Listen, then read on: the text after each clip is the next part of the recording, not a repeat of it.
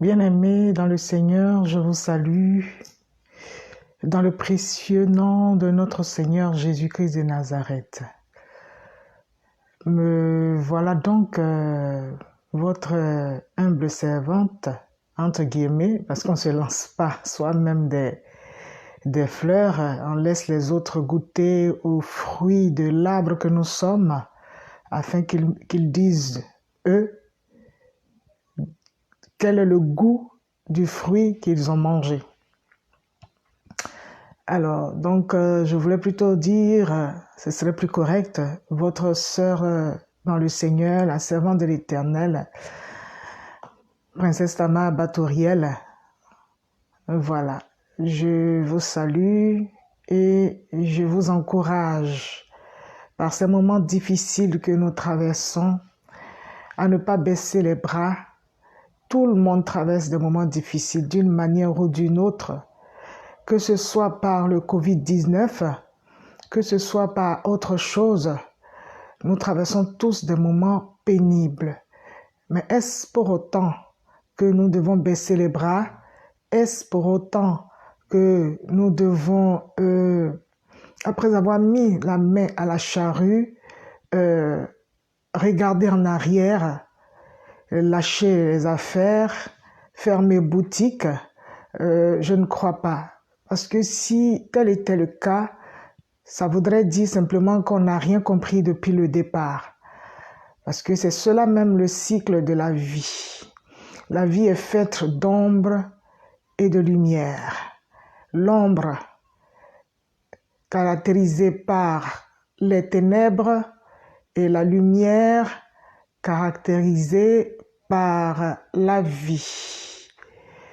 La vie et les ténèbres, la mort. Donc, la vie et la mort sont le cycle normal de la création. Il ne peut pas avoir de vie s'il n'y a pas de mort. Il ne peut pas avoir de bonheur s'il n'y a pas de malheur. Il ne peut pas avoir de lumière s'il n'y a pas de ténèbres. Parce que l'un est la matrice de l'autre. Et c'est le pôle négatif, ce que nous pensons être le pôle négatif qui donne naissance à ce que nous appréhendons comme pôle positif. Donc, je veux dire par là que c'est l'ombre, c'est-à-dire la ténèbre, et au pluriel les ténèbres, qui donnent naissance à la lumière. C'est la mort qui donne naissance à la vie. C'est le malheur qui donne naissance au bonheur. C'est les larmes qui donnent naissance au rire. Donc, nous devons comprendre ces choses, nous devons comprendre le cycle de la vie pour pouvoir mieux supporter les périodes basses, les périodes de mort, les périodes de difficultés. Si nous comprenons les choses telles qu'elles sont, si nous comprenons le sens et le mécanisme de la création, c'est plus facile d'aborder les choses et d'avancer avec le Seigneur. C'est pourquoi je veux nous fortifier encore en ce jour. Mes condoléances, mes sincères condoléances, que je vous connaisse ou pas, il est très difficile de perdre un être cher. Il est pénible. Ce n'est pas facile à accepter, mais la séparation fait partie du jeu, de la vie. De même que quand un enfant vient au monde, il apporte la joie, tout le monde est content, tout le monde applaudit, tout le monde danse. C'est comme ça qu'un jour, nous devons accepter que la personne parte. Et l'erreur que nous faisons, on essaie de retenir la personne parce qu'on n'arrive pas à faire notre deuil. Et c'est pénible pour la personne qui est partie parce qu'on ne lui permet pas de prendre son envol. Quand on pleure sans cesse, quand on gémit et qu'on ne lâche pas prise, ça alourdit la personne et ça empêche la personne de prendre son envol et d'être bien. Voilà. Donc, je voulais nous encourager les uns et les autres pour tous ceux qui ont perdu des êtres chers par les effets du Covid-19 ou par autre chose. Soyons fortifiés dans le Seigneur. Accrochons-nous davantage au Seigneur. C'est le moment de nous repentir. Ces choses doivent nous emmener à prendre conscience de ce qu'est la vie, de ce qu'est la fragilité de la vie, de ce qu'est le caractère éphémère de la vie. Et que le plus important, c'est de nous connecter ou nous reconnecter à la source primordiale qui est notre Seigneur, le Créateur, le Tout-Puissant, celui qui a fait toutes choses et qui nous a prêté ce souffle de vie avec lequel nous fonctionnons dans ce monde. Nous devons nous repentir, nous reconnecter.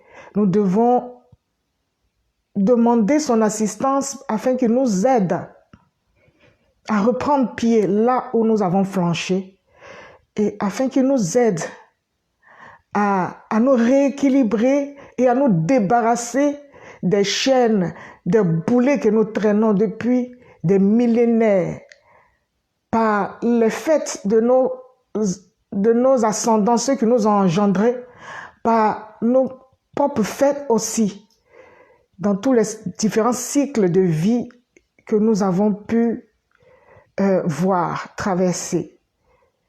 Nous devons supplier l'Éternel de nous aider, de nous tendre la main afin que nous puissions nous rééquilibrer, afin que nous puissions avancer. Yako à tout le monde, on entend par-ci, par-là des cris, des pleurs. Personne n'est épargné. Il y a une personne que nous connaissons, il y a un voisin que nous connaissons, il y a nous-mêmes qui sommes frappés. Mais ça n'empêche pas que Jésus reste Seigneur. Ça n'empêche pas la terre de tourner. Ça n'empêche pas le soleil de briller. Ça n'empêche pas les choses qui doivent se faire. Alléluia. Et la vie continue. Voyez, depuis quelques jours, il y a un beau soleil tous les matins, qui pointe du nez et qui nous fait du bien par les énergies qu'il dégage. Il nous restaure, il nous remet d'aplomb. On est moins triste, on est moins, comment dire, raplapla. Oui, raplapla, et on est moins de mauvaise humeur. Ça fait du bien quelque part, mais quand ce soleil brille, il a dû traverser une mort avant de pouvoir reprendre des forces, pouvoir reprendre des rênes. Parce qu'il a traversé une période depuis le solstice d'hiver qui est situé à peu près vers le 21 décembre. Il a dû traverser la mort, de sorte que le jour est devenu plus court que la nuit. Et cette période, c'est la période hivernale. Pendant la période hivernale, tout est mis en berne. La nature se met en berne. Rien n'est plus comme avant, tout est au ralenti. Les animaux se mettent en berne, ils hibernent, voilà. Ils hibernent. Chacun selon son espèce, comme il doit le faire. Les arbres perdent leurs feuilles. C'est triste, c'est gris, voire même noir. La nature elle-même traverse ça. Alors pourquoi pas les hommes? Il y a toujours des moments de creuser, toujours des moments de fossé, où on est obligé de passer par la mort. Mais le plus important, ce n'est pas de rester dans le sein du Sheol, dans le sein du séjour des morts. C'est de se relever par la grâce de Dieu en demandant son secours, en saisissant la main qui nous tend, c'est de se remettre debout, de se remettre en selle et de continuer le chemin. De continuer le chemin jusqu'au bout, de ne pas lâcher prise, de continuer le chemin. C'est à cela que je veux nous exhorter aujourd'hui. Beaucoup de courage à chacun de nous. Beaucoup de courage. Soyons fortifiés. Prenons le temps de pleurer nos morts.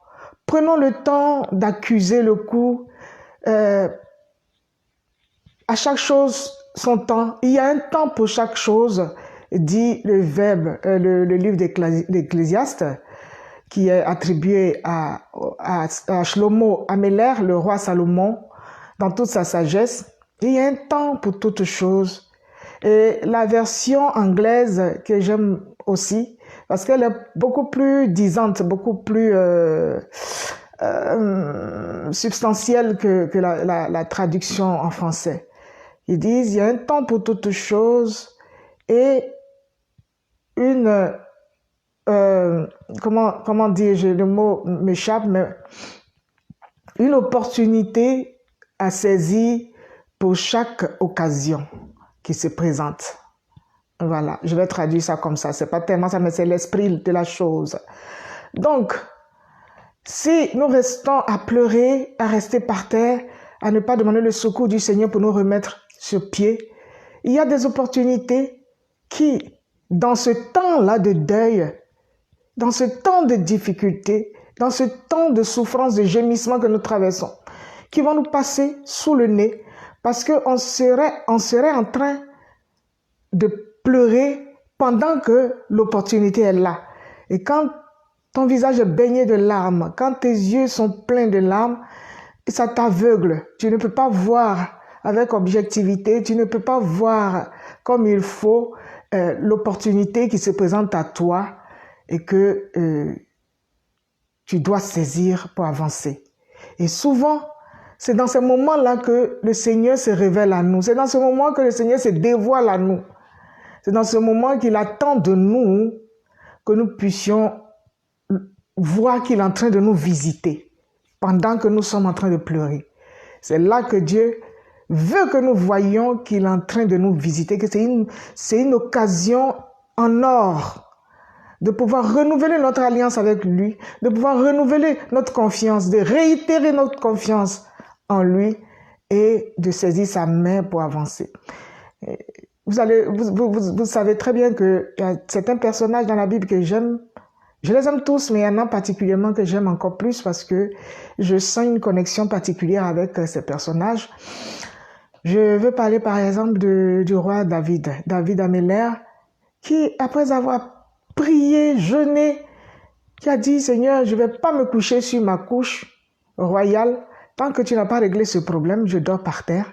Je prends la cendre, je déchire mes vêtements devant toi, je me répands, je pleure, je prie, j'implore ta grâce, j'implore ton secours.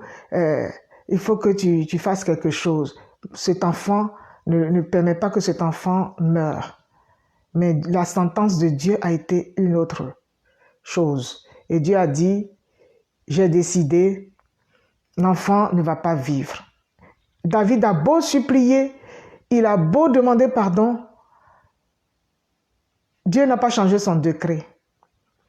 Et quand on est venu annoncer à David, l'enfant est mort, David s'est relevé, David s'est lavé, David s'est coiffé, David s'est parfumé, David s'est habillé. Et si David était une femme, David s'est maquillé. Et David a demandé qu'on lui fasse un bon repas. Et David s'est mis à table et David a mangé. Les gens étaient étonnés, ils demandaient, ah, c'est pas celui-là qui vient de perdre son enfant là, qui était tout triste, enfin, qui pleurait là quand l'enfant était malade et tout ça, qui gémissait, qui était couché par terre, on ne pouvait même pas le ramasser à la cuillère.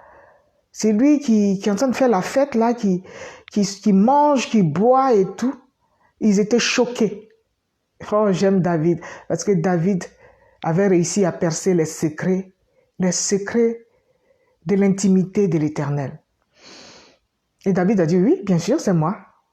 Et quelle autre raison j'ai de rester là, à me morfondre sur mon malheur, le malheur qui vient de me frapper. Dieu a décidé qu'il en soit fait selon sa volonté et que son nom soit hautement béni.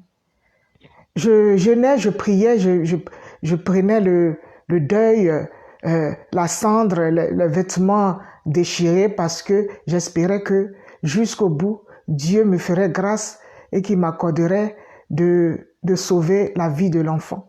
Maintenant que Dieu en a décidé autrement, que son nom soit béni et qu'il me donne la force de continuer mon chemin. Et je célèbre la décision que Dieu vient de prendre parce que Dieu ne peut pas faire quelque chose pour me faire du mal. Mais tout ce que Dieu fait, c'est pour que ça me fasse du bien, c'est pour que ça me permette d'avancer. Que le nom de l'Éternel soit béni. Je voudrais que chacun de nous, en cette période difficile, puisse avoir ce genre de réaction, ce genre de réflexion. Restons debout. Si l'un d'entre nous est tombé, que son frère à côté lui tende la main pour le mettre debout. Ce n'est pas le moment d'accuser les uns et les autres.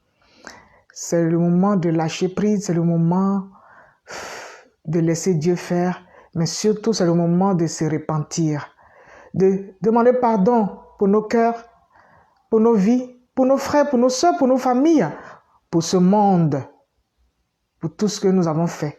Chaque jour que nous détruisons le monde de Dieu, chaque jour par notre avidité, par notre cupidité, par notre égocentrisme et que sais-je encore, par tout ce que nous faisons qui fait mal au cœur de Dieu, nous devons demander pardon au Seigneur afin qu'il nous donne de pouvoir réparer tous les torts que nous avons faits. Soyez bénis, je vous aime. Aujourd'hui, alors, c'était juste l'introduction.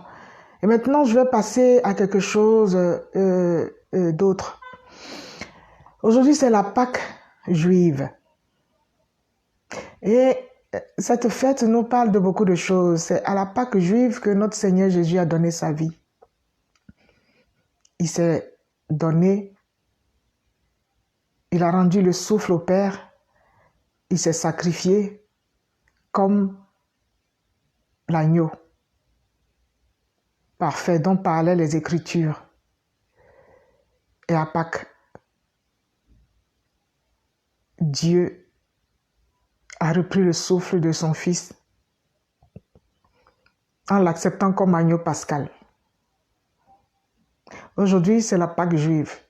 Et la Pâque juive, aujourd'hui, tombe dans cette période Covid-19 qui a ébranlé le monde entier et dont on n'a aucune suite dans l'avenir si ce n'est Dieu qui sait toutes choses et qui pourra nous dire qu'est-ce qu'il y a à faire, comment nous allons nous en sortir.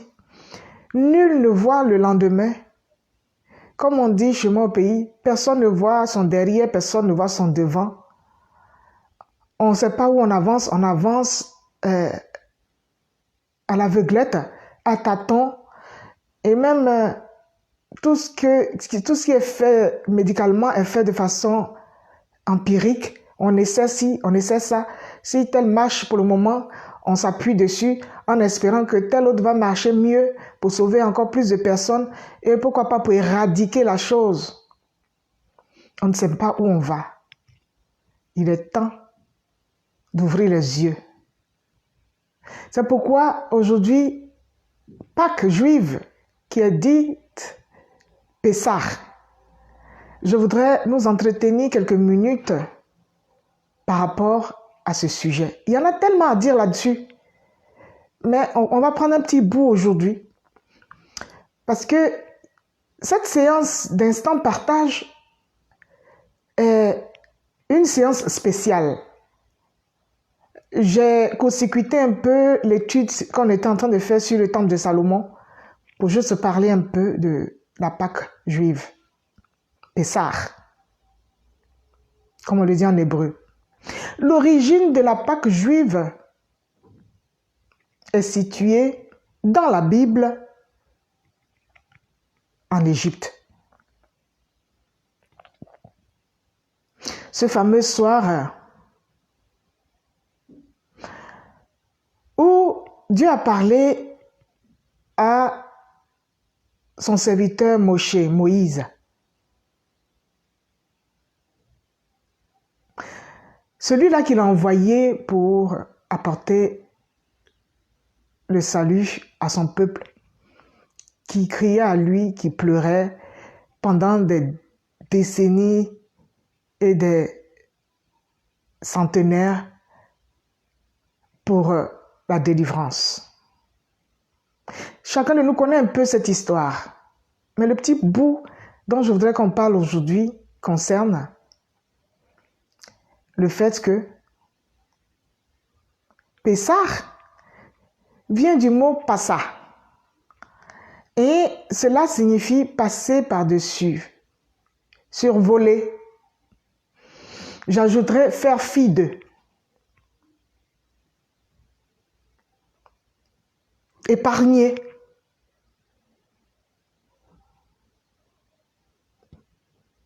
Faire la séparation, faire la distinction entre deux. Entre celui qui se sera distingué et se sera montré digne d'être épargné et celui qui sera resté sur son point d'ancrage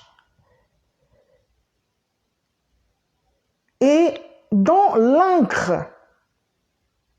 utilisée n'est autre que l'orgueil. L'orgueil ou même un peu plus loin, le mépris. Avant de parler du refus de reconnaître la chose, de reconnaître ses erreurs, le refus ou la méconnaissance même. Tu peux ne pas savoir que tu es en mauvaise posture et que tu devrais te repentir, que tu devrais demander pardon. Tu peux ne même pas savoir que tu as fait du mal. Mais nombreux sommes-nous qui savons ce que nous faisons et qui refusons de nous rabaisser, de nous humilier pour demander sincèrement pardon à la personne à qui nous avons fait mal. Par mépris ou même, je dirais, par une certaine façon de se voir supérieur à l'autre.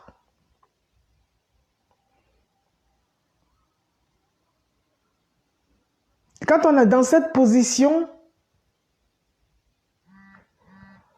on se démarque de ceux qui prennent la position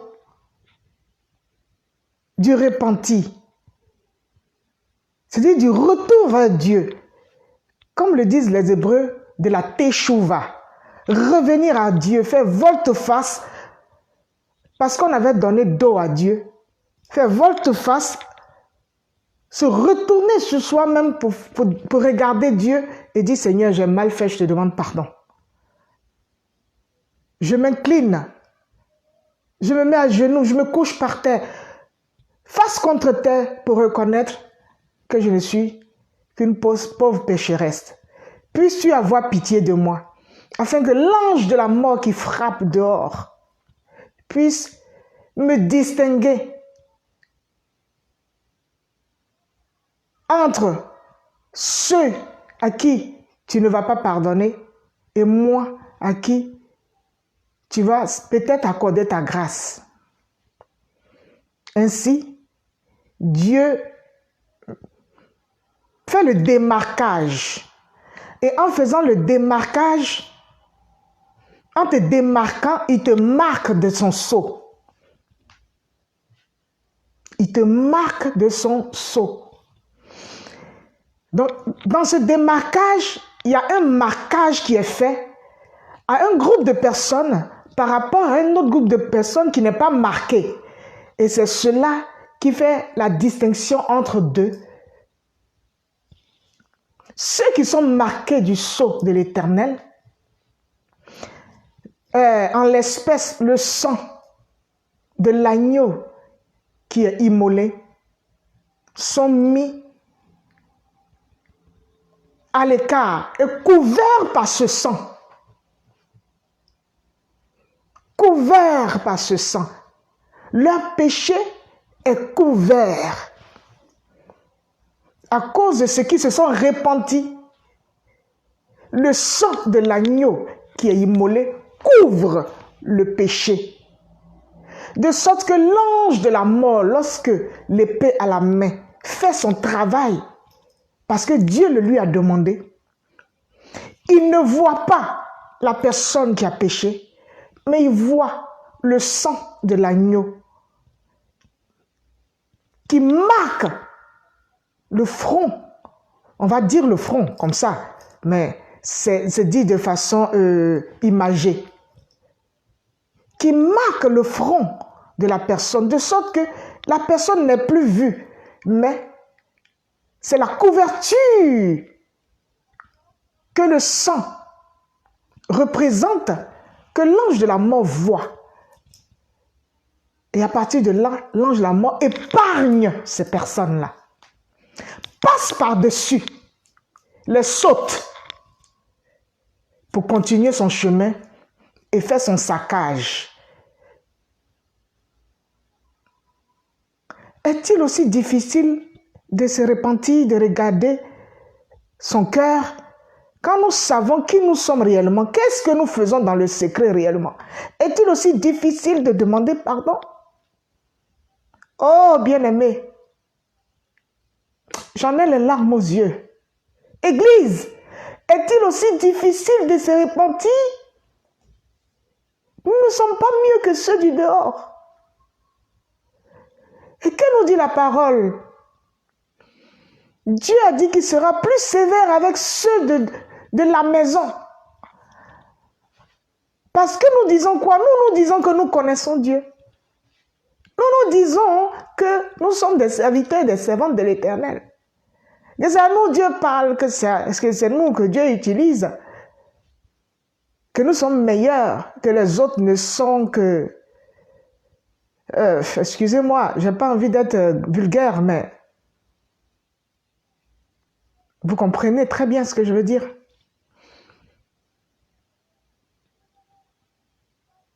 Repentons-nous. En ces moments difficiles, pleurons sur nous-mêmes, pleurons sur nos familles, pleurons sur nos bien-aimés, pleurons sur l'Église de Dieu, pleurons sur ce monde.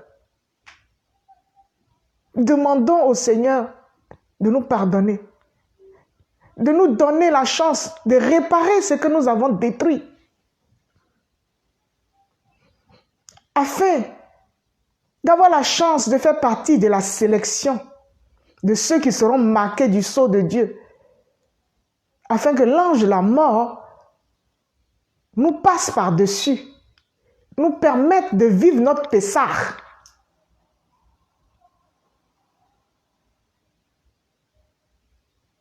Bien-aimés, je nous exhorte. Pourquoi l'agneau? L'agneau parce qu'en Égypte, nous connaissons plus ou moins, pour ceux qui étudient la parole de Dieu, les principaux dieux de l'Égypte. Ptah, Ré, Horus, Isis, Osiris, Anubis et d'autres encore dieux, ils en ont tellement. Mais il y a un qu'on occulte, mais qui est l'un des principaux. Peut-être même le principal, je ne sais pas, mais par prudence, j'aimerais dire l'un des principaux. C'est le Dieu mouton. Le Dieu mouton. Pourquoi? Parce que le système égyptien, hautement spirituel, entre guillemets, magique, la magie était tellement utilisée. Les rabbins disent que quand Dieu a créé le monde, l'univers, sur la terre, il avait distribué 10 niveaux de magie. Et sur les 10 niveaux, il en a donné 9 à l'Égypte, à elle seule l'Égypte. Il a donné 9 de la capacité d'user de la magie. Et le seul élément qui restait, il a été distribué à toutes les autres nations. Donc tout le monde a grignoté un peu par-ci, par-là, chacun a pris un peu. Mais l'Égypte seul a reçu 9 de la part du Seigneur. Mais quand on parle magie, ce n'est pas dans la façon d'appréhender le mot magie aujourd'hui. Quand on parle magie, à proprement parler, on veut parler de la connaissance des secrets de la création. Comment Dieu a créé le monde. De la même manière qu'il posait les questions à Job. Job qui se plaignait, oh Dieu, tu m'as frappé. Pourquoi? Et ceci, et cela, dans sa douleur. Et Dieu lui a dit, tu dis quoi? Toi, tu sais comment j'ai créé le monde. Viens, comme tu es intelligent, viens me poser des questions. Ou viens que je te pose des questions. Quand je créais telle chose, tu étais là. Tu sais comment j'ai fait pour mettre des portes à la mer pour ne pas que la mer déborde. Tu sais comment j'ai fait pour faire telle chose, telle chose. Si tu as de l'intelligence, viens et puis enseigne-moi.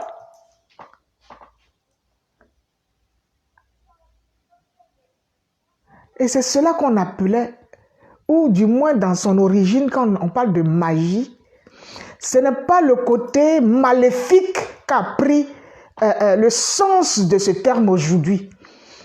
Mais à la racine, c'est la connaissance profonde des secrets de la création. Comment fonctionnent les éléments de la création. Donc, l'Égypte en a reçu 9 parts. Et parmi ces dieux-là, le dieu mouton, c'était quoi? C'était une façon subtile, par la connaissance du fonctionnement de la création, d'emmener la création à être soumise totalement au pouvoir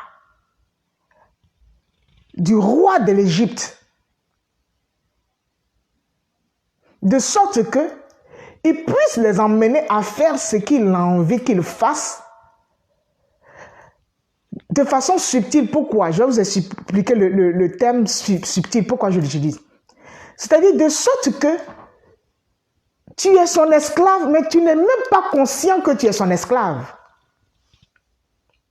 Il travaille tellement ton mind, ton mental, ta psychologie, ton moral, de sorte que ton psyché, si tu veux, ton intellect et tout ça là, il travaille ça de telle manière que tu es le plus heureux d'un monde des hommes sur la terre. Tu penses être libre. Tu penses faire des choix par toi-même, mais tout est téléguidé. Tout vient de lui, c'est ce qu'il veut que tu fasses, c'est ça qui t'emmène à faire.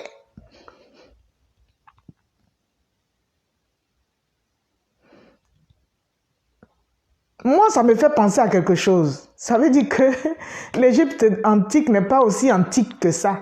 L'Égypte antique est tellement présente partout dans le monde, dans ce monde actuel, par le système capitaliste et par tout ce que nous voyons, les lobbies, je sais pas, les sectes, tous ces trucs-là qui gouvernent le monde en fait.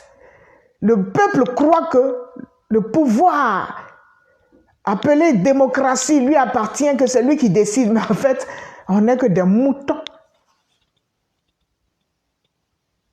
Et c'est ça, l'histoire du système de moutons. Tu es emprisonné, tu es enfermé, tu es prisonnier. Tu fais ce qu'on te dit de faire. Parce que tu es lobotisé. C'était la lobotisation, la robotisation. Vous voyez, les films, on dit fiction, mais en fait, ce n'est pas de la fiction. C'est pour nous distraire. Les films dits de fiction, où on voit dans une planète ou dans un pays ou dans une ville, tout le monde est lobotisé, c'est-à-dire qu'il y a des mégaphones, des trucs, ou même tout le monde porte des puces, des trucs comme ça, vous êtes branchés par-ci, par-là, mais vous ne savez même pas. Donc, tout le monde fait ce qu'on lui dit de faire.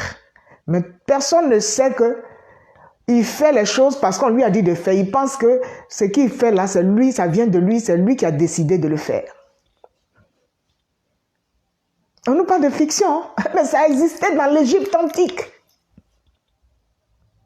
C'est comme ça que Pharaon gouvernait son peuple et tous ceux qui habitaient l'Égypte.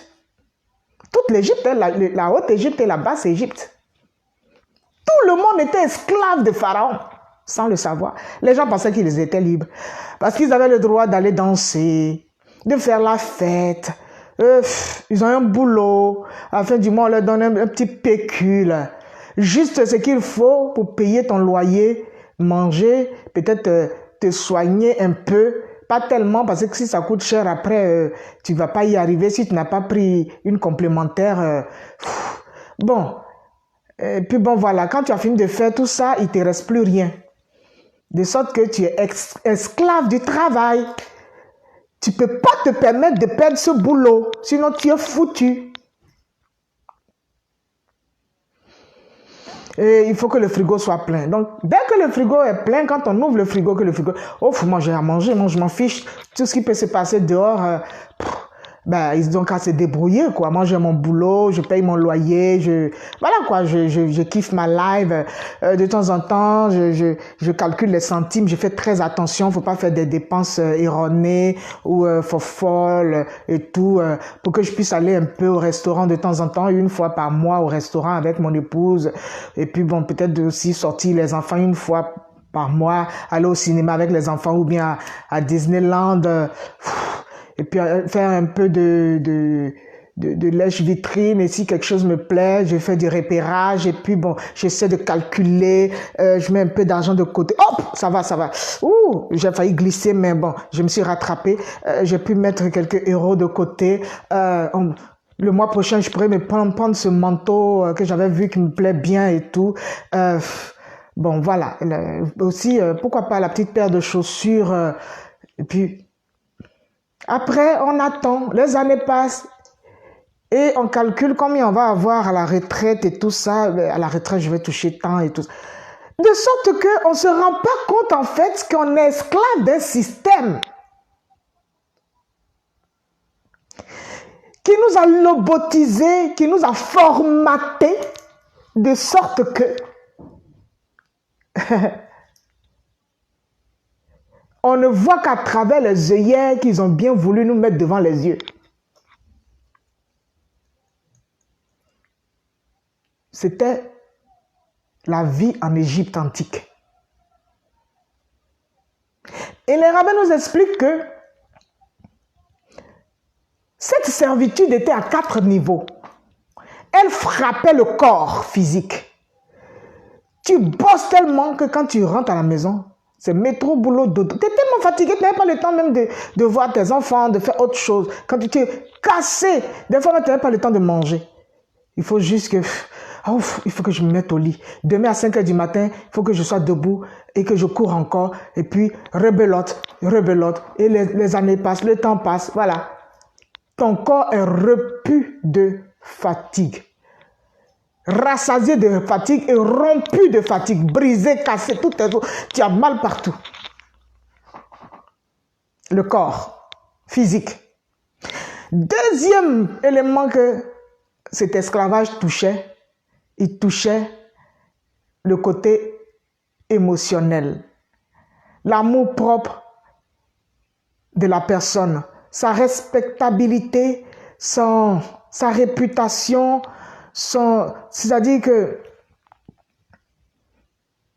tu n'es plus rien, tu es comme un paillasson.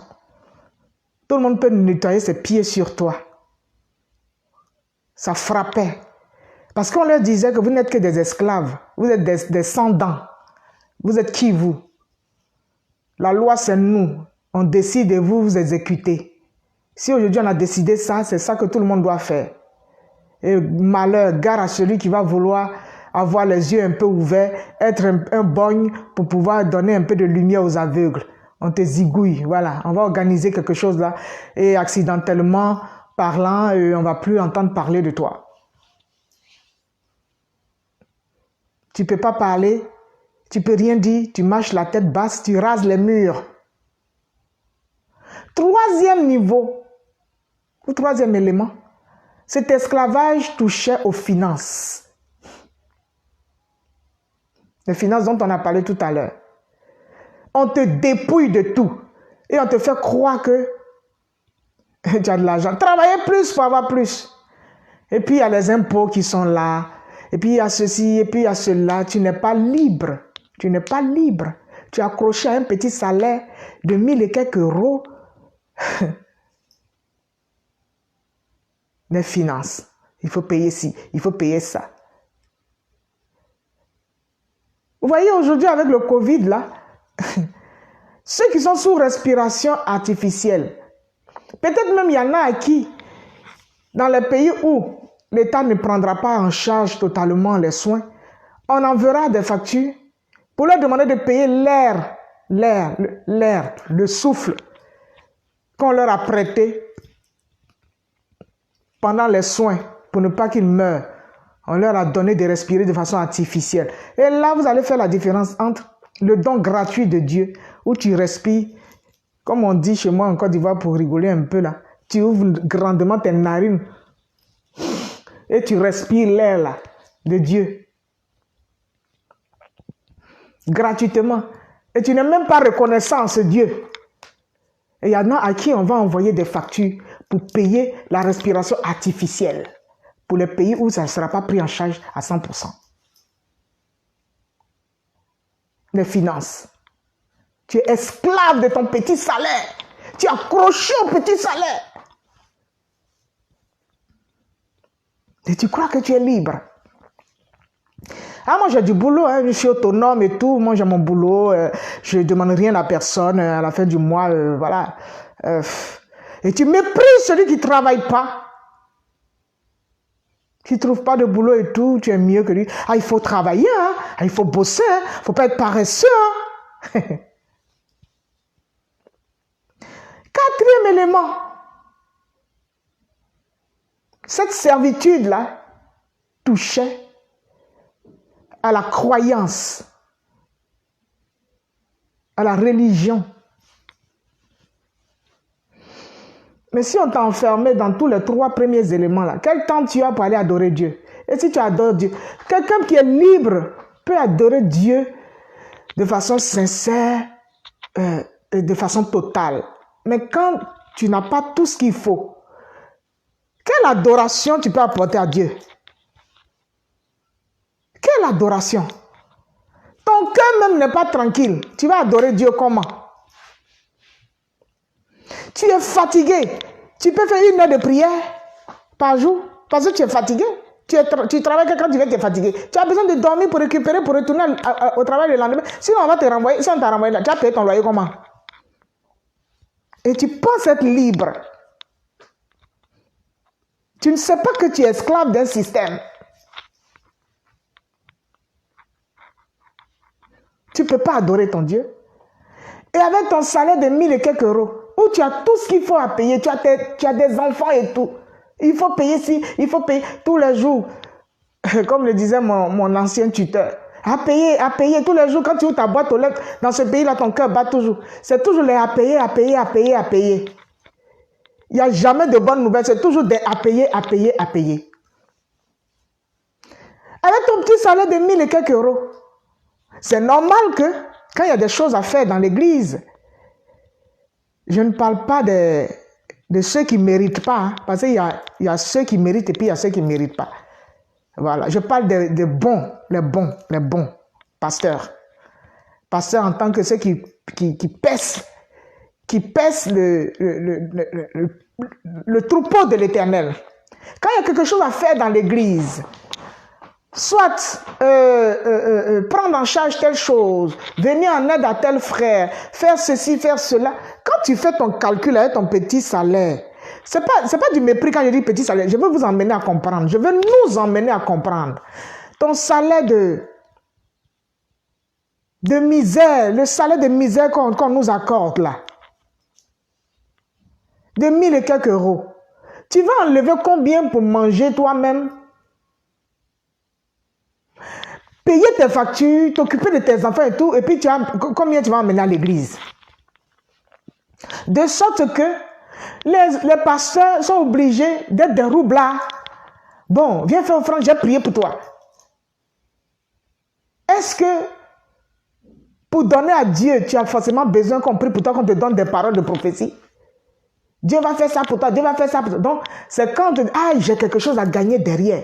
Donc, je vais aller donner. Et quand Dieu n'a pas fait, on dit c'est un faux pasteur.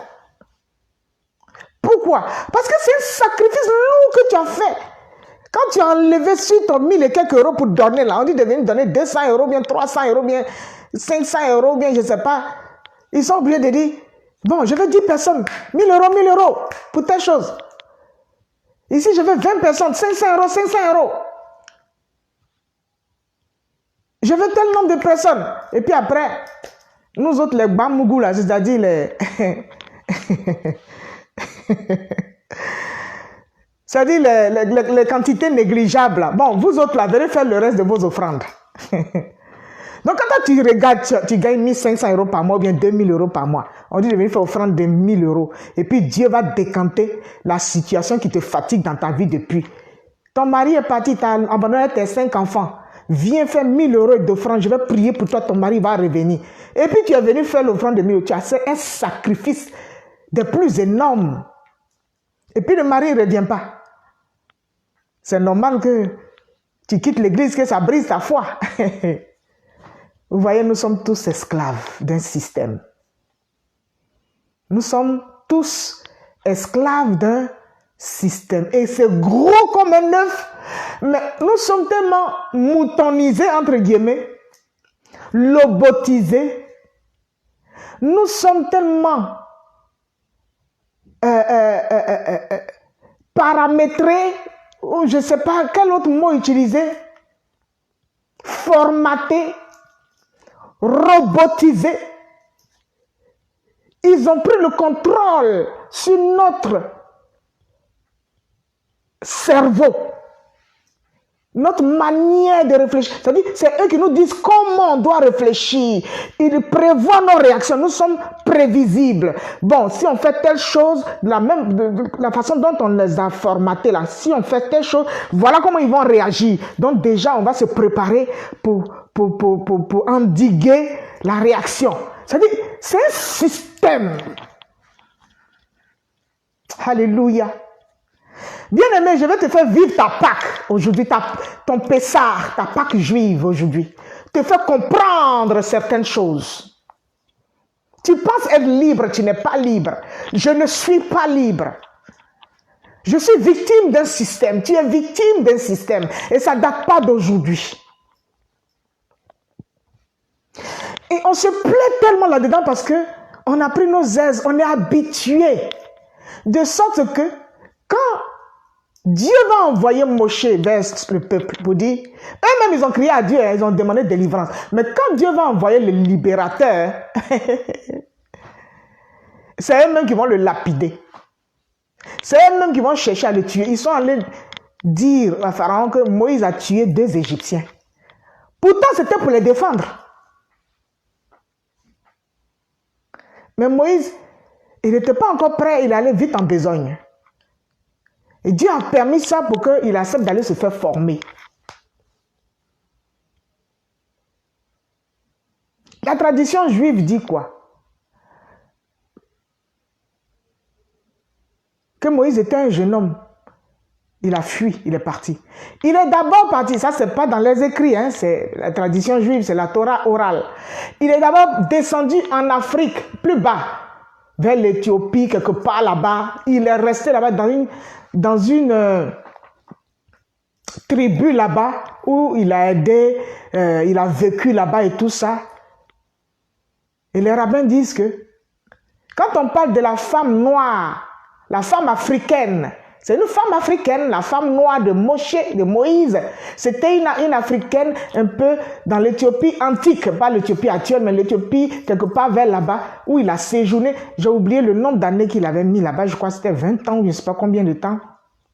20 ans, je crois. Il est parti, il serait parti, d'après eux, de l'Égypte, il avait 20 ans, et il a fait 20 ans là-bas, en Afrique. Il a épousé cette femme noire, et après, il est remonté chez Yéthro, où il a épousé sa fille Tsipora. Et chez Yéthro, il a fait 40 ans où il a été enseigné par Yéthro. Formé.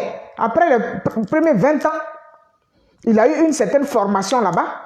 Et après, il est allé chez Yéthro, où il a épousé sa fille Tsipora. Et il a passé 40 ans là-bas aussi dans la formation. Quand il est revenu, il avait 80 ans.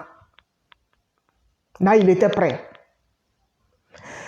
Mais quand on parle de la femme noire de Moshe, ce n'est pas Tsipora.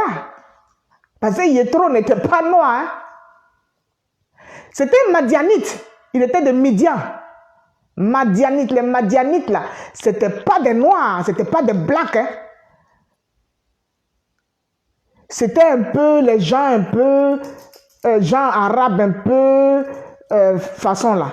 Voilà. Midian là, c'est des arabes comme ça. Donc ils n'étaient pas noirs, blacks.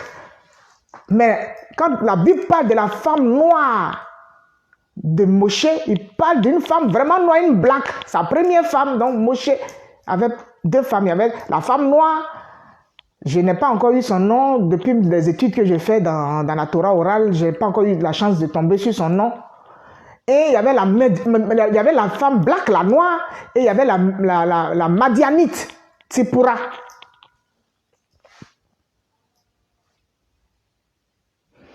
Quand Moshe est revenu, on a demandé qu'il aille libérer le peuple, il a commencé à dire au peuple, préparez-vous, voilà ce que Dieu m'a dit, voilà ce que Dieu m'a dit, voilà comment on doit faire.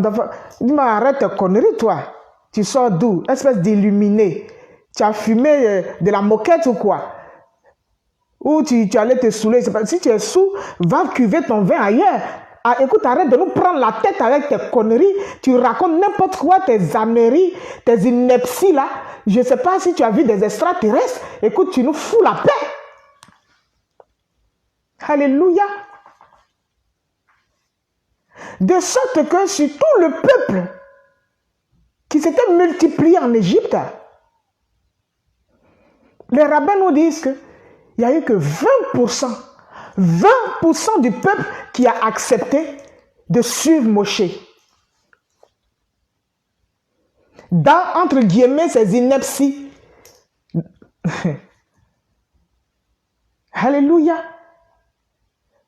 On le voyait comme un extraterrestre. Attends, tu nous racontes quoi là? Nous, on est bien ici. On mange de la choucroute, on mange la pizza, McDo, la baguette, on mange notre fromage, on a notre vin rouge et tout. Attends, tu nous racontes quoi là? Mais on est bien ici. Tu sors d'où toi? D'ailleurs, qui t'a envoyé? Mes amis, je vous dis, Dieu est sur le point de renverser ce système-là. Ce monde présent, il est sur le point de balayer ce monde présent pour créer un nouveau monde. Et pour cela, il dit, sortez du milieu d'eux, sortez du milieu d'eux, changez de vie, sortez, répentez-vous, quittez ce système. Arrête tes conneries. Dégage, s'il te plaît. Laisse-nous respirer un peu. Allez, du vent là, du vent. Moshe a fait avec ce qu'il avait sous la main. 80% du peuple est resté en Égypte, disent les rabbins. 80% du peuple est resté en Égypte et s'est assimilé. C'est assimilé, il a disparu. C'est des juifs qui ne savent plus qu'ils sont juifs. C'est ceux dont la Bible parle, là, les dispersés et tout ça, les brebis égarées, tout ça, que Dieu un jour peut-être ramènera. Il n'y a que 20%. Vous voyez le niveau d'esclavage mental dans lequel le peuple était. Tu es esclave, tu ne sais même pas que tu es esclave. Alléluia. Tellement tu te sens bien dans ta situation. Tellement tu as pris tes aises dans ta situation. Que le mensonge est devenu vérité. Et ça ne se passe pas seulement dans le monde du dehors, ça se passe dans l'église. Il y a un système qui est installé dans l'église de sorte que si tu ne réfléchis pas comme le commun, si tu ne réfléchis pas comme ce que le système t'impose, tu deviens un élément dangereux à abattre. Tu deviens un outlaw, un hors-la-loi. On met ta tête à prix, wanted. Alléluia. Église, revenons à Jésus. Église, voici une occasion. Pendant cette Pâque juive, pendant cette Pessah, alléluia, Dieu nous permet de vivre des situations douloureuses. Il y a le Covid, il y a la mort qui frappe partout. Si tu n'es pas toi-même touché, c'est ton voisin, c'est ton collègue, c'est quelqu'un sur, je ne sais pas, sur ta rue, tu entends des cris de douleur, des pleurs par-ci, par-là, les cœurs sont meurtris. Il est temps de revenir à Jésus. Yeshua te tend la main. Fais tes chouvas. Répands-toi. Reviens à Dieu, reviens à Jésus. Afin que tu sois couvert, de sorte que l'ange de la mort passe au-dessus de toi lorsqu'il a l'épée en main, en train de décapiter ceux qui ne sont pas marqués du sceau de l'Éternel. Sors de ce système. Sors du système pourri dans lequel tu es esclave, tu ne sais même pas que tu es esclave. Reviens à Jésus. J'aimerais bien faire partie de ces 20%. Et j'aimerais aussi que tu fasses partie de ces 20% qui, même s'ils n'avaient aucune certitude, tu nous amènes où Moïse? Moïse dit, moi-même, je ne sais pas. Allons seulement. Dieu dit, on n'a qu'à sortir, sortons, allons seulement.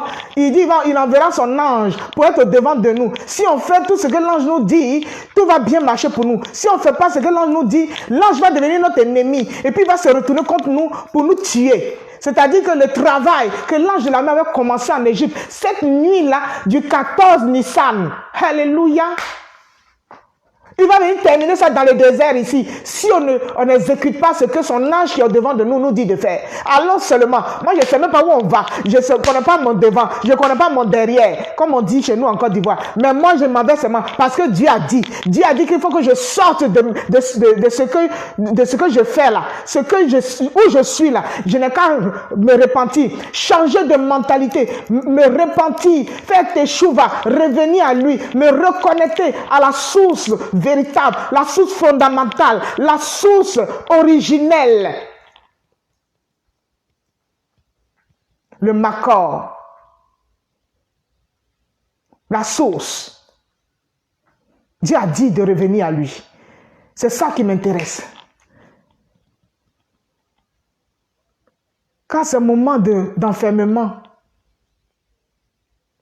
on recherche la connexion avec la source. Sortons du mensonge. Sortons des systèmes.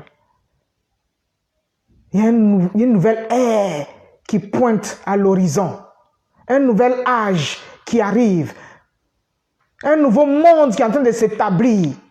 Si nous ne voulons pas faire partie des victimes de l'ange de la mort, à qui Dieu a donné l'ordre de frapper. Si nous ne voulons pas faire partie des victimes de son carnage, revenons à Dieu. Sortons de l'ancien monde et de tous ces carcans de préjugés, de je ne sais quoi, de manigance, de fraude, de tout ce que nous savons nous-mêmes. À commencer par nos propres personnes, dans ta propre chambre, dans ta propre maison où tu es confiné là. Fais tes chouva. Répands-toi sincèrement. Et prie pour tes parents, prie pour ton voisin, prie pour ce monde. Demande pardon à Dieu. Recherche la face de Dieu. Cherche à aller en profondeur avec Dieu.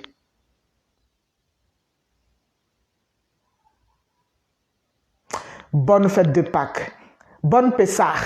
Ce n'est pas encore la Pâque chrétienne, mais c'est la Pâque juive. Bonne Pessah, afin que Dieu demande à son ange de passer par-dessus nous, d'épargner nos vies, d'épargner la vie de nos parents, d'épargner la vie de nos bien-aimés. Puisse l'ange de la mort qui fait son travail passer par-dessus chacun de nous, chacun de tous ceux qui auront compris. Au nom de Yeshua. Et j'aimerais que vous disiez Amen avec moi. Amen, Amen et Amen. Merci Seigneur. Je vous aime. Pardonnez-moi si je vous ai choqué, mais je devais partager cela. Si je ne fais pas mon travail, c'est moi qui vais payer pour le sang de celui qui va perdre la vie à qui je n'ai pas dit la vérité. C'était Princesse Tamar Batouriel, votre sœur, la servante de l'Éternel. À bientôt.